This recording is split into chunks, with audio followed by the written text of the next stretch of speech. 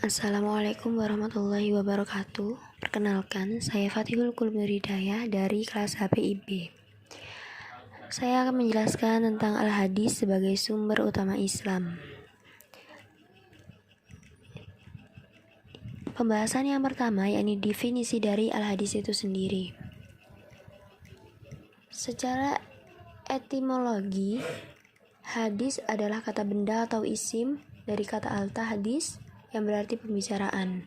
Kata hadis juga memiliki beberapa arti. Yang pertama yakni jadid atau baru sebagai lawan dari kata qadim atau terdahulu. Yang kedua yakni qarib yang berasal atau berarti dekat atau dalam waktu yang dekat. Yang ketiga yakni khobar yang berarti warta berita, yaitu sesuatu yang dipercakapkan dan dipindahkan dari seseorang kepada seseorang. Sedangkan pengertian hadis secara terminologi adalah segala perkataan, perbuatan, dan takrir Nabi Muhammad SAW yang bersangkut paut dengan hukum. Pembahasan yang kedua yakni macam-macam dari al-hadis. Secara umum, macam-macam hadis terbagi menjadi 3 bagian, yakni hadis sahih. Hadis sahih adalah hadis yang disandarkan kepada Nabi SAW yang sanadnya bersambung, diriwayatkan oleh perawi yang adil dan dubit hingga sampai akhir sanad, tidak ada kejanggalan dan tidak berilat. Yang kedua yakni hadis hasan. Menurut pendapat Ibnu Hajar, hadis hasan adalah hadis yang dinukilkan oleh orang yang adil, yang kurang kuat ingatannya, yang mutasil sanadnya, tidak cacat dan tidak ganjil. Yang ketiga yakni hadis dhaif.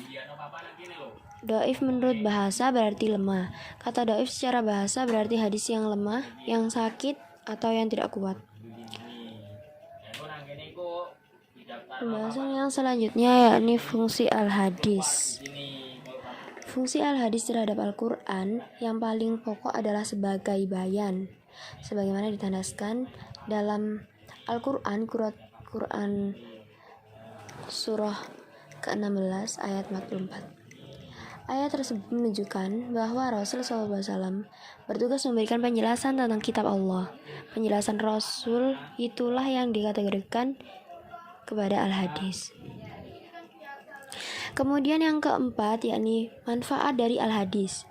Selain menjadi hukum syariat setelah Al-Quran, al-hadis juga memiliki beberapa manfaat bagi orang yang mempelajari al-hadis. Kemudian inilah beberapa manfaat dari al-hadis. Yang pertama, yakni meningkatkan pengetahuan tentang Al-Quran dan hadis. Yang kedua, menjadikan seseorang dengan pribadi yang mengetahui dalil-dalil yang terdapat dalam Al-Quran dan hadis. Yang ketiga, yakni sebagai pedoman dalam menyikapi dan menghadapi kehidupan. Selanjutnya, pembahasan yang kelima, yakni dalil-dalil kehujahan al-hadis. Ada ayat-ayat yang di dalamnya Allah Subhanahu wa Ta'ala menyertakan hikmah bersama Alkitab. Imam Syafi'i mengatakan, Allah Subhanahu wa Ta'ala menurunkan Alkitab, yakni Al-Quran, dan menuturkan pula hikmah. Di negeri tempat aku tinggal, aku mendengar seorang ahli Al-Quran dan mengatakan, yang dimaksud ahli hikmah adalah sunnah Rasul. Mayoritas ulama cenderung berpendapat bahwa yang dimaksud ahli hikmah dalam ayat-ayat itu adalah sunnah Rasul SAW atau yang sering kita sebut dengan al-hadis. Sekian dari saya.